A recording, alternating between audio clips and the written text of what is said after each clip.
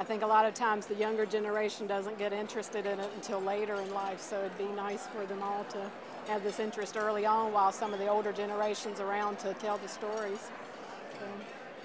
Well, I have two older sisters that thought that it was pretty interesting that I was conducting this research, but they never really been interested in it before.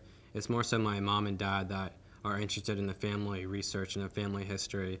And I think it's, since they're older, they appreciate it more because they look at it in a different perspective. I think the youth are more involved in society and social norms and just who they are as an individual because they're just growing up. They're not focusing on what happened 300 years ago or who their ancestors are. I have this really good friend that's Irish, and I knew that I didn't have any Irish ancestry in my history.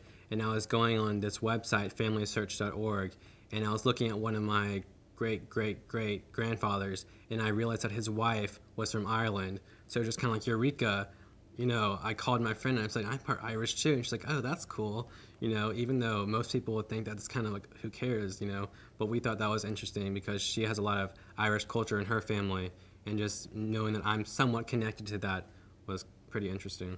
I have a friend that was interested in genealogy after I conducted my research, and through my research it really motivated him to go further with his studies and learn about his family. And he had a vague knowledge of what his family members did. He knew that they were Jews living in Europe that had to run away from the Nazis when they were gaining power in Europe. And that's basically what he knew, but after my research, it motivated him to go further to conduct his genealogy research and have a more in-depth knowledge of what his family members did.